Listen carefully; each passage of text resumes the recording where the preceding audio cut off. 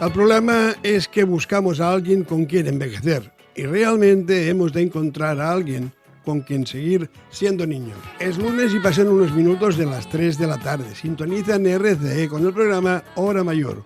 Cada lunes de 3 a 4 de la tarde en directo hablaremos de gerontología, uno de los pocos programas que dedica su contenido a las personas mayores. Equipo técnico del programa, los controles Nascui y a la locución Marc Rius.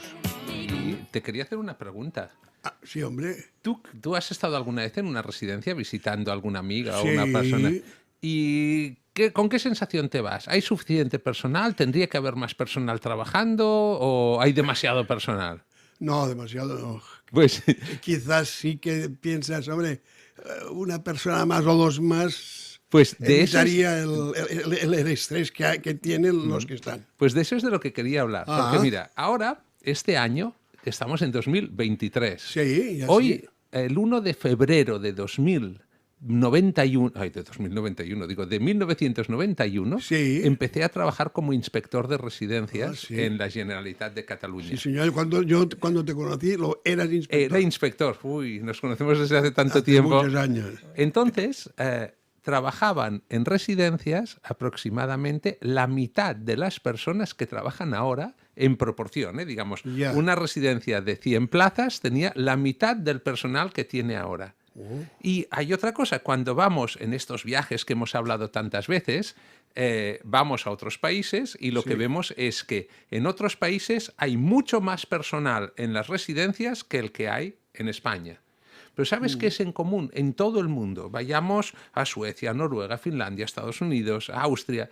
Siempre la gente cree que falta personal. Sí. Y entonces, al final, pues yo con estas cosas, pues un día intenté decir, a ver, pero vamos a ver si hay un poco de lógica en todo esto de la gente que trabaja en la residencia. Y entonces, para empezar, hay una cosa. Yo voy ahora a una residencia, cualquiera, y veo una persona que está trabajando. Según la residencia, pues lleva una bata blanca o no. Hay residencias que llevan uniforme, Sí. otras que no llevan uniforme o que llevan algo que les identifica, pero que no es muy sanitario al No. aspecto. Entonces la pregunta es, si yo veo a una persona que está trabajando y esta persona la van sustituyendo, de manera que durante todo el día, durante toda la semana, durante todo el año haya una persona, ¿cuánta gente hay que contratar para que haya Claro. una persona presente? Como mínimo 3. Pues ahora vamos a hacer el cálculo. Mira, una persona que trabaja en una residencia se rige por una cosa que se llama convenio colectivo. Sí. Y el convenio colectivo te dice cuántas horas al año tienes que trabajar como máximo. En España en general, en Cataluña también, las horas máximas que se trabajan al año son 1.792. De manera que si tú haces un cálculo y dices, a ver, yo quiero tener una persona, pues durante 365 por 24. Voy a hacer el cálculo. Tengo aquí mi calculadora y entonces digo, vamos a ver cuántas horas tiene el año. Y digo, 365 por 24, o sea, 365 días por 24. Esos son 8.760 horas al año. Sí. Si lo divido entre 1.792 horas que trabaja una persona, ¿sabes cuánta gente necesito para tener una persona? ¿Cuánto? 5. Es que esto es muy importante que la gente lo sepa, porque claro, siempre pensamos, es que aquí falta personal. Y dices, sí, siempre hace falta más personal, ¿eh? Y sobre todo hay una cosa, en una residencia donde haya gente mayor que yo no conozco, no lo sé, pero en una residencia de gente mayor que esté mi madre o que esté yo, siempre quiero más. Pero entonces sí que hay que tener en cuenta que cada persona que ves que está 24 horas al día, esa empresa, sea una empresa, o sea la administración, o sea unas monjas, sea quien sea, para tener una persona 24 al día, tiene que contratar a 5 personas. Entonces, yo sigo y voy viendo pues cuánto personal tiene la gente. Y en esto voy a eso que hacemos en Inforesidencias, que llamamos el indicador de transparencia de las residencias. Nosotros en Inforesidencias lo que decimos es, si una residencia es buena, la manera de decir es buena es trabajar bien. Pero claro, es muy difícil saber si trabaja bien si no vives en la residencia. Si yo estoy buscando una residencia para mi madre, claro, no puedo ir a vivir una semana en una, otro en otro, otro en otro, o estoy buscando residencia para mí. Tengo que fiarme de unos indicadores. Lo mejor es conocer a otra gente, amigos míos, familiares que hayan estado en una residencia y me la recomiendan. ¿Y si no lo tengo? Claro, si voy a Internet y me fío de lo que dicen las residencias, pues cada una dirá que es muy buena, por supuesto. Claro. Pero entonces, nosotros en Inforesidencias decimos, no solo que sea buena, que sea transparente. O sea, que nos diga cuánta gente trabaja, que nos diga qué contrato voy a firmar, que nos diga, no que nos diga, que diga a todo el mundo, que ponga en Internet qué dice la inspección sobre esa residencia. Eso es lo que llamamos indicador de transparencia. Y lo que vemos es que la gente que trabaja en residencias, cuando alguien ve y sabe el número, se sorprende. Hay muchas veces que me ha pasado que he hablado con personas que dicen, es que mi madre está en esta residencia y yo cuando voy veo poco personal. Y cuando veo que es transparente la residencia y nos dice cuánto personal trabaja, digo, pues oye, en esa residencia trabajan 35 personas. Y dice, mentira, imposible. Claro, no las ve. Claro, entonces digo, tú, haz una cosa. Tú ve el día de Navidad a las 10 de la mañana y hay 3 personas trabajando, pero tú el día de Navidad no vas. Tú ve a la 1 de la madrugada, hay gente trabajando. Claro. Tú ve, abre aquella puerta que no abres nunca y verás que hay una lavandería. Claro. Abre aquella puerta y verás que hay una persona de mantenimiento. Y dicen, bueno, claro, pero es que yo quiero decir las personas que trabajan atendiendo. Entonces, tenemos siempre que tener ese concepto de decir, es cierto que, por supuesto, si queremos mejores residencias, tendrían que tener más personal. Pero el personal supone aproximadamente de lo que tú pagas. Si tú vas a una residencia y le das 100 euros, 100 euros es muy poco, pero Sí, no, vamos a imaginar, 100 euros, pues aproximadamente 60 de esos euros se van directamente al personal. Claro. Depende de la residencia, quizás sean 65. Entonces, si incrementamos el personal, tiene que ser más cara. Claro. Entonces, y tenemos un problema, las residencias hoy son caras. Claro que son caras en relación con lo que gana la gente, pero, aunque suene un poquito raro, son baratas en relación con lo que dan. Y aquí viene un poquito la reflexión. Cuando hablamos de qué es una residencia, siempre decimos que una residencia, siempre digo yo, son 3 cosas. Tenemos un edificio, ¿vale? Entonces, si yo voy a una residencia, estoy comprando, alquilando más bien, un trozo de un edificio que yo sé que si es invierno, pues estaré calentito, y si es verano, estaré fresquito.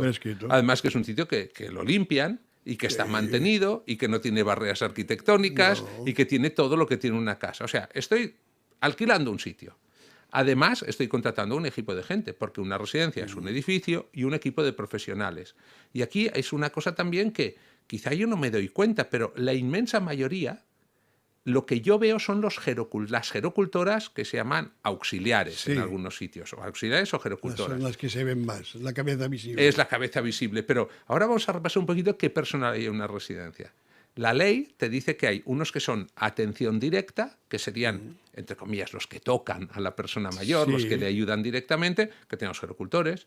Casi todas las residencias tienen médico, todas tienen enfermera o enfermero, después tienen psicólogo, terapeuta ocupacional, fisioterapeuta y trabajador social, y después alguien que puede ser un educador social que se dedica a hacer las actividades. Todo ese equipo está en la inmensa mayoría de las residencias. Además, hay una persona que es una directora o un director del equipo. Y eso es la atención directa más el director. Esos son los que hacen lo que podríamos decir la atención. Pero después hay otra cosa que se llama atención indirecta, que también es necesaria.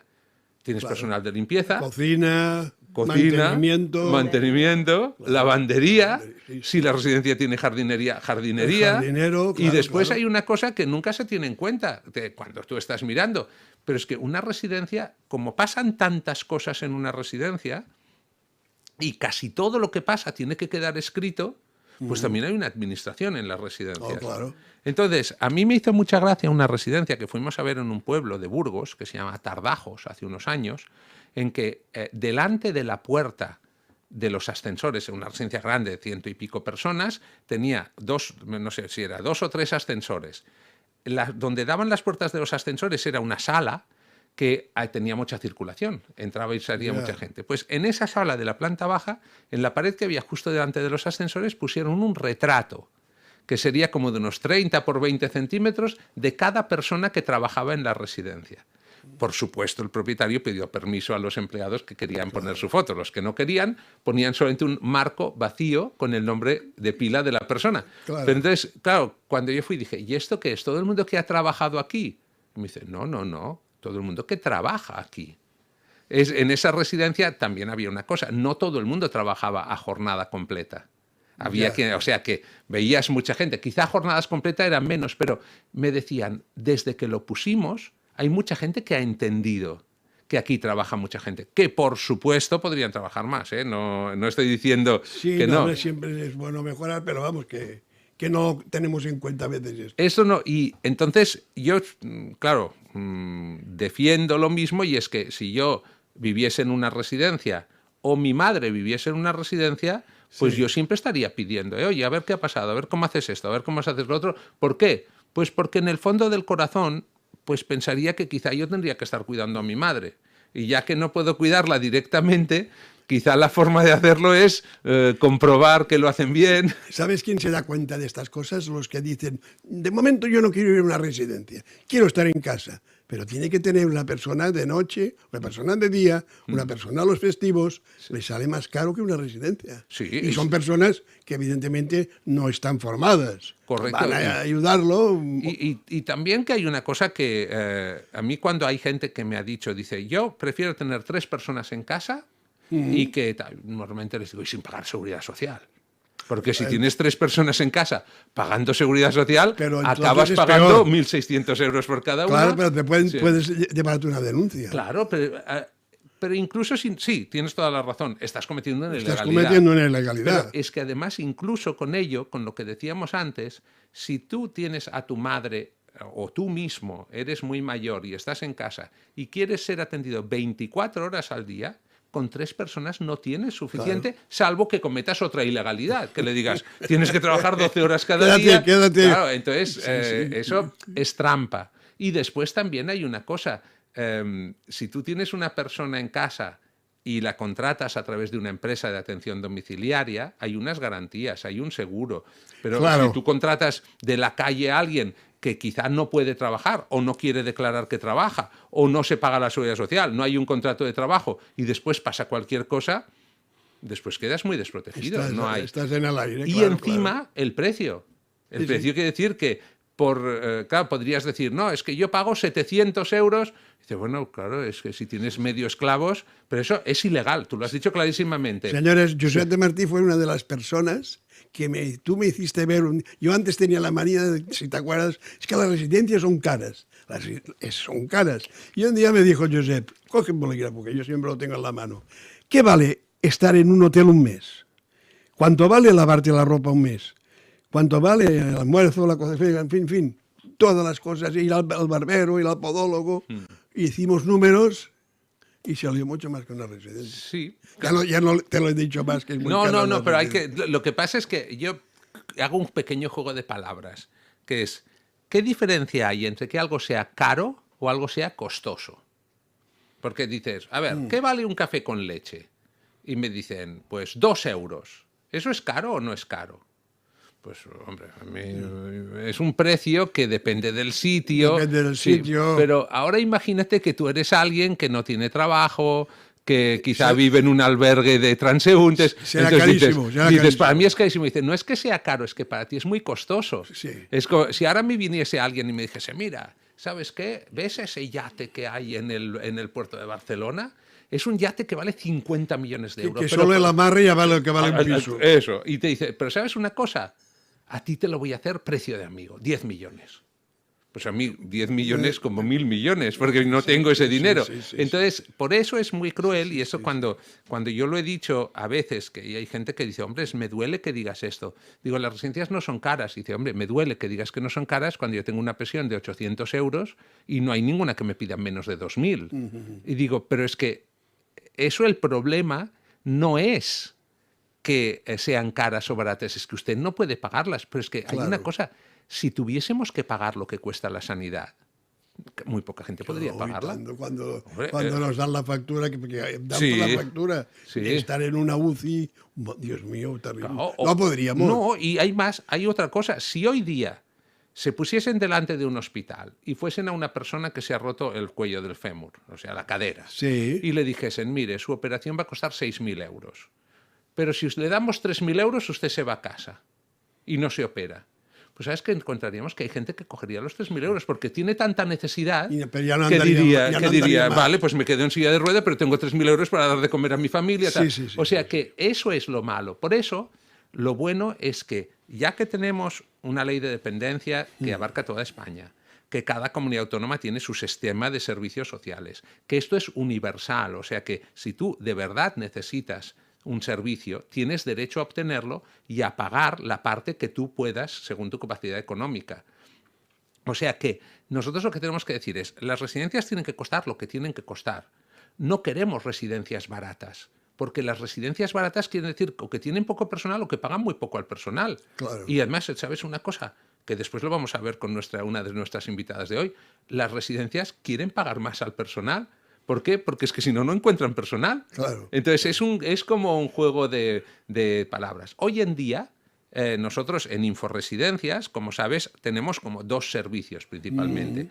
Tenemos un servicio que ayuda a las personas a encontrar una residencia con plazas libres, que puedan pagar y que esté en la zona donde ellos quieran y con los servicios que precisan. Pero tenemos otro servicio, que es el servicio de la bolsa de trabajo. Y en el servicio de bolsa de trabajo ayudamos a las residencias a encontrar personal y a quien quiere trabajar en una residencia a encontrar trabajo. Cada vez más nos encontramos que hay más residencias buscando personas que personas. Y hablo en general. Pero si ahora digo que hay una residencia que necesita una enfermera y no la encuentra, pues no te estoy hablando de una. No, te estoy diciendo que hay muchas. Mira, llega el punto es que hay algunos sitios de España donde alguien, que normalmente es una empresa o es una administración, se gasta, pongamos, 7 millones o 10 millones de euros en construir una residencia, en comprar unas camas, en poner la lavandería, la cocina, la calefacción, los muebles, decorarla. Ya tienes hasta las cortinas colgadas. Solo falta el personal. Vamos a abrir la residencia. Dicen, no la podemos abrir. ¿Por qué? Porque no conseguimos tener suficientes enfermeras o no y esperan y al final dicen, bueno, vamos a pagar más. Si una enfermera tiene un sueldo, pues 1.300, 1.400, 1.500, voy a pagarles 2.200 euros y no las encuentran. Entonces, ¿qué pasa? Según el sitio donde estés, varía la cosa. Pero ahora mismo pensemos que a muchas residencias les cuesta más, y sobre todo enfermeros, ¿eh? Cuesta más encontrar un enfermero que encontrar tal. Este tema ahora lo vamos a seguir tratando, pero quedémonos con esta idea de que siempre necesitarán más personal las residencias. A medida que la gente está más deteriorada, necesitaremos personal además más cualificado. Y más residentes. Y más residentes, pero esto va a costar dinero. Y residencias. Sí, necesitaremos más residencias, más residentes y sobre todo vamos a necesitar más dinero. Y yo digo una cosa, que nuestros políticos lo entiendan. Y que sepan también una cosa, que si ellos pagan porque una persona esté en una residencia, están resolviendo varios problemas. Sí. Pero está el problema de esta persona, que si no está en una residencia va a estar peor en su casa. Recordemos, el 5% de las personas necesitan una residencia. 95% de los mayores no. Pero para ese 5% la necesitamos. Que tener un sitio. O sea, esa persona habrá resuelto un problema. La familia, que a veces cuida quemándose la propia familia, pues también resuelve un problema. Pero también, si nosotros tenemos un sistema que se basa en que haya personas trabajadoras que estén trabajando, cotizando a la seguridad social y pagando impuestos, entonces resolucionamos otro problema de los que tiene la economía, que es que se genere actividad económica. Por eso, cuando dicen, es que este gasto en residencias, yo siempre digo, no, inversión. Porque por cada euro que pones en pagando residencias, estás recuperando en forma de menos paro, de más impuestos y sobre todo también más felicidad, que eso también es importante. Y yo creo que hoy, ¿qué canción crees que podríamos...? Hombre, hay una canción que estoy seguro que en todas las residencias los residentes la conocen y les gusta. Es La Tieta. ¿De? Joan Manuel Serrat. Joan Manuel Serrat, por supuesto. La escuchamos.